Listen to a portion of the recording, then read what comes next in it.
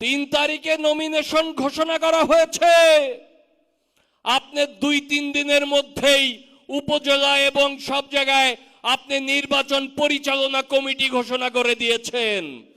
তাহলে এই যে কালিহাতী বিএনপি, উপজেলা বিএনপি, পৌরসভা বিএনপি, ইউনিয়নে বিএনপির যে নেতা কর্মীরা যারা দুর্বার আন্দোলন করেছে এই ভোটের অধিকারের জন্য, সেই ভোটে আপনি অংশগ্রহণ করে এই নেতা কর্মীদেরকে বাদ দিয়ে কেন নির্বাচন পরিচালনা কমিটি ঘোষণা করলেন?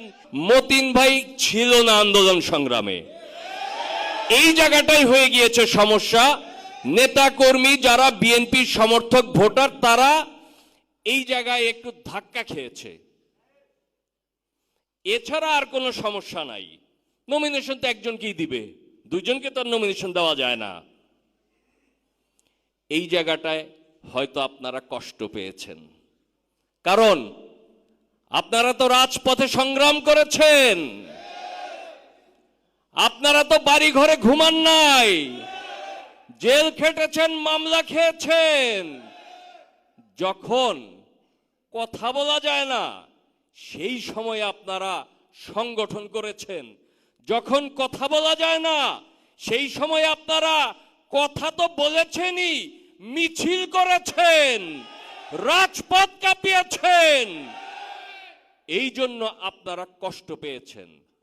আপনারা হয়তো আমার জন্য কষ্ট পেয়েছেন। কেন? কারণ আমি আপনাদের একজন সহযোদ্ধা ছিলাম। আপনাদের একজন সহযোদ্ধা হিসাবে আমিও আপনাদের সাথে রাজপথে কাজ করেছি, পথে প্রান্তরে কাজ করেছি। কিন্তু সবাই বলেন নেতা। আমি বলি আপনারা ভুল করছেন। নেতা আমি হতে পারি নাই।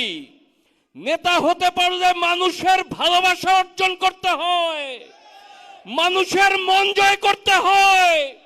নিশ্চয়ই আমি কালিহাতীর মানুষের মন অর্জন করতে পারি নাই, কালিহাতীর মানুষের ভালোবাসা অর্জন করতে পারি নাই।